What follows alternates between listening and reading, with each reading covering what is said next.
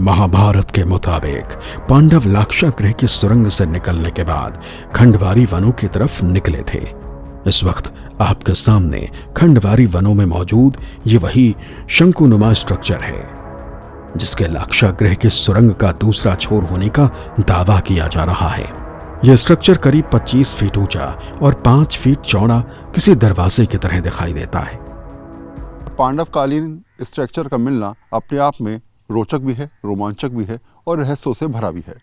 इस स्ट्रक्चर को जिसको हम कह रहे हैं कि ये वो स्ट्रक्चर है जहाँ से पांडवों ने निकलकर अपनी जान बचाई थी। बरनावा से वो गुफा के सुरंग के अंदर घुसे और उसी के बाद करीब 40 किलोमीटर दूर इसी रास्ते से वो लोग निकले। ऐसी बातें कही जाती हैं, ऐसी मान्यता भी है।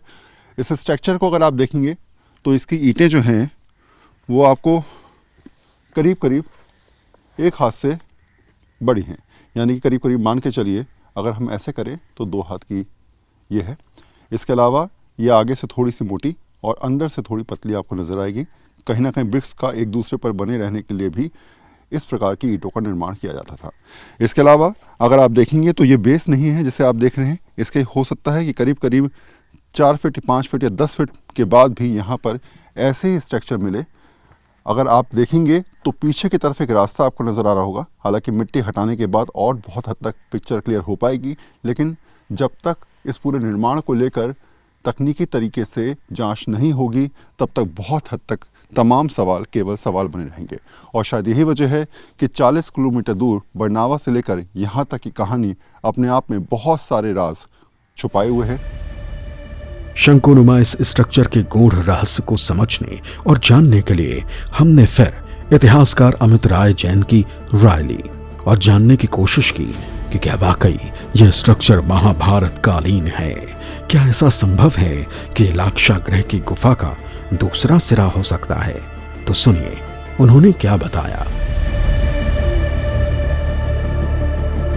कुछ इतिहासकार या पुरातत्वविद कह रहे हैं कि ये मंदिर नुमा, क्योंकि मंदिर आज जो बनते हैं शंकुनुमा ही बनते हैं नीचे से लेके ऊपर, लेकिन इसकी जो ईंटें हैं ओसीपी कल्चर की हैं, ऑकर्ड कलर्ड पॉटरी कल्चर की ईंटें हैं।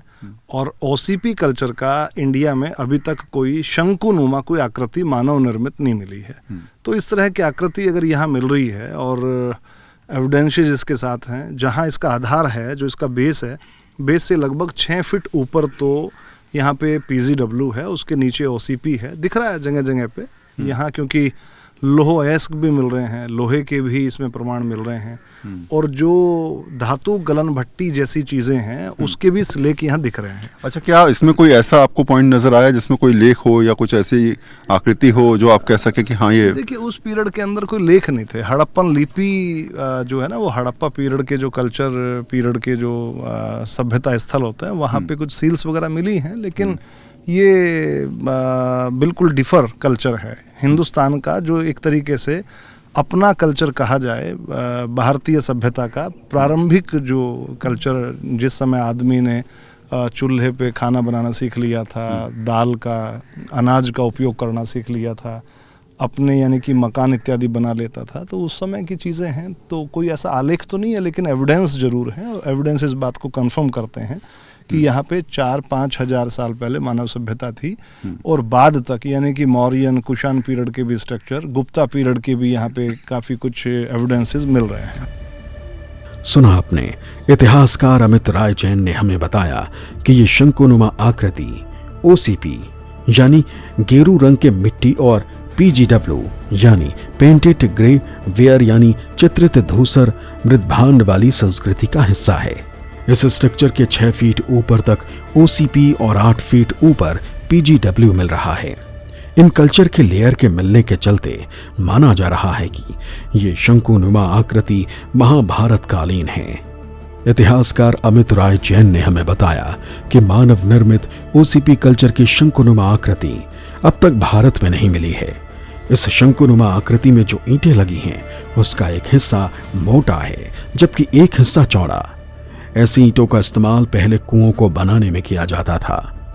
अच्छा, ये ईंट का साइज हम देखें अगर जी, जो बहुत हद तक ये बताता है कि कौन से काल का है, किस स्थिति का है। तो ये ईंट जो है वो इतनी बड़ी ईंट नहीं, शंकुनुमा है, गोल। एक्चुअली ज़्यादातर ये जो ईंटें हैं ना, एक तरफ से एक हिस्सा उसका चौड़ा होता है और एक हिस्सा उसका थोड़ा सा छोटा होता है। अच्छा और मोटी ईंट होती है। ये खास तौर पे कुएं में यूज होती थी। अच्छा, हाँ, तो पहले जब मैंने इसको देखा तो मुझे लगा कि कुआं होगा। हो सकता है ये सब। नहीं, कुआं कंफर्म मैं कह सकता हूँ कि ये कुआं नहीं है, क्योंकि ऊपर शंकु करके इसको खत्म कर दिया गया।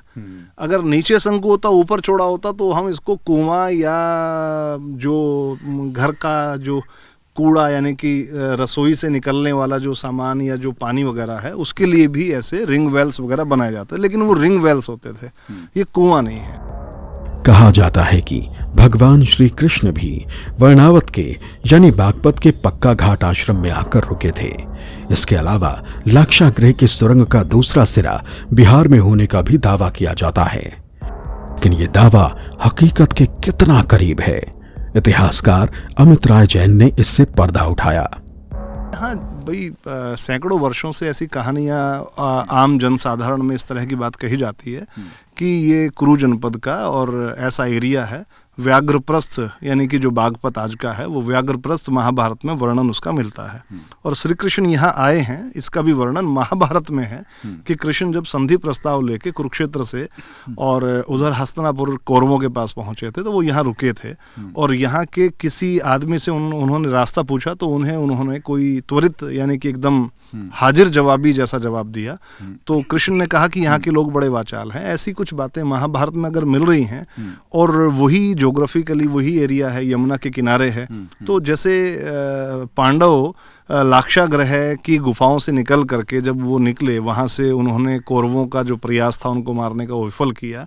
और ऐसा भी बिहार में एक जगह है, वहाँ लोग कहते हैं कि वहाँ पे जाकर के लाक्षागृह या वहाँ वो गुफा है वहाँ निकले हैं, लेकिन वो कहानी फिट इसलिए नहीं होती कि कुरु जनपद के इस छोर पे मेरठ से उधर तो हस्तिनापुर है और दिल्ली में इंद्रप्रस्था है पुराना किला, और इधर यमुना के इस साइड के अंदर अगर उस हिस्से में देखें तो कुरुक्षेत्र और पानीपत और सोनीपत हैं और ये व्याघ्रप्रस्थ है, तो बिल्कुल बीचों बीच का यही एरिया फिट बैठता है। और बरनावा भी जो लाक्षागृह टीला है और उसके लगभग 20 किलोमीटर के करीब ये यमुना का किनारे वाला एरिया है।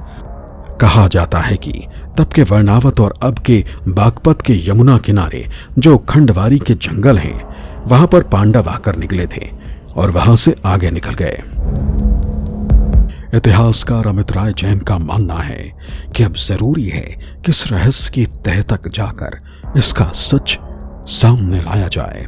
इसलिए वो पुरातत्व विभाग से इस लाक्षागृह के सुरंग के इस कथित दूसरे छोर को पकड़कर जांच करने की मांग कर रहे हैं।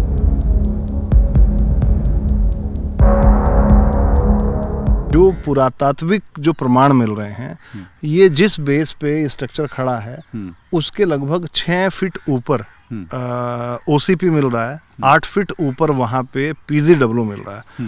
तो इन एविडेंसेस, इन जो कल्चर सीक्वेंस की जो लेयर्स हैं उसके आधार पे कहा जा सकता है कि ये उससे भी पुराना है, लगभग 5000 साल पुराना स्ट्रक्चर है और महाभारत का भी लगभग वही पीरियड मिलता है।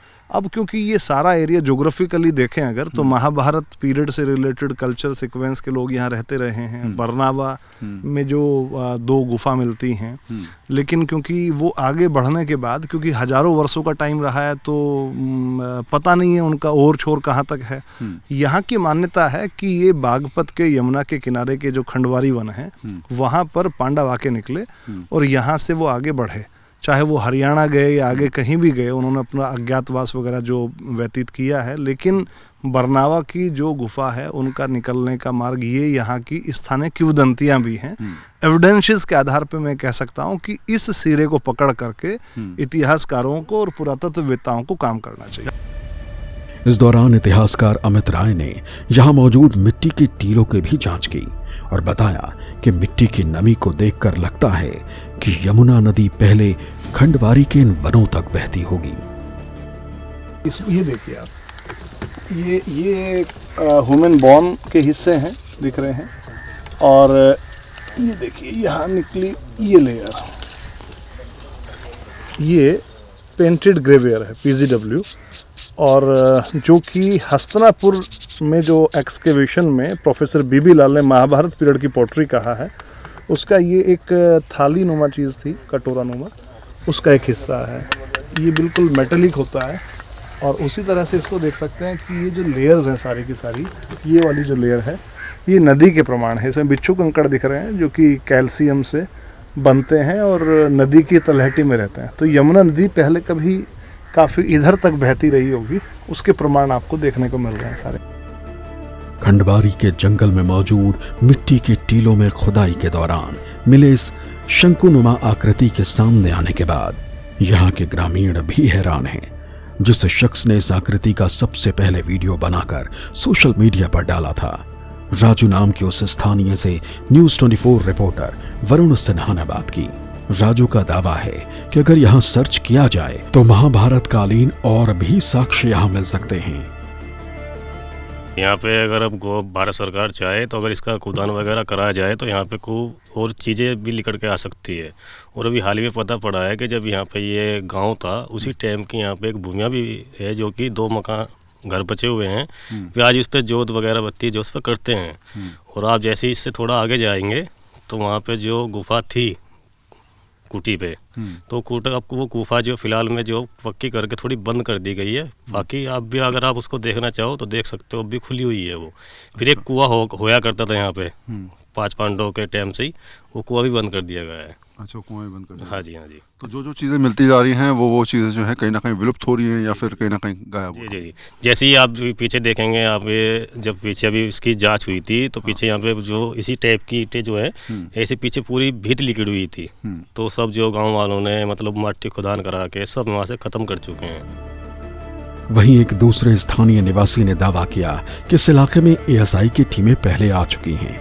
यहाँ उन्हें मौर्य, गुप्त और कुषाण कालीन चीजों के प्रमाण मिल चुके हैं। ऐसे में संभव है कि यहाँ महाभारत कालीन प्रमाण भी मिल जाएं। साथ ही उन्होंने इस जगह को पर्यटन के लिहाज से विकसित करने की भी मांग की। जैसा कि हम पीछे देख भी रहे हैं, ये शंकुनुमा एक आकृति निकली है यहाँ पे। और यहाँ पर डॉक्टर अमित राय जैन जी पहले भी विजिट कर चुके हैं, आज भी वो यहाँ पे आए हैं। और इसके अलावा भारत सरकार की पुरातत्व विभाग की टीम भी यहाँ पर आ चुकी है। जिस स्थान पर हम खड़े हुए हैं ये राजस्व रिकॉर्ड्स में खंडवारी गांव के नाम से दर्ज है। खंडवारी हमारे बड़े और पूर्वज बताते हैं जो खंडवारी गांव ये ही महाभारत में खंडोप्रस्थ के नाम से वर्णित है।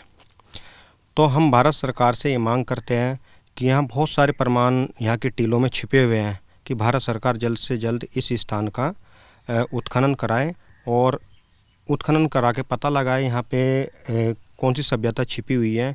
साथ ही हम देखें दूसरी साइड यमुना रिवर है, यमुना रिवर और इन टीलों के बीच में मैदान है। तो भारत सरकार से हमारी ये मांग है कि इस क्षेत्र को पर्यटन क्षेत्र के रूप में विकसित करें, यहाँ पे संग्रहालय बनवाएं। 100 फीट ऊंची और 30 एकड़ जमीन पर फैला ये टीला महाभारत काल के अवशेष रूप में आज भी मौजूद है।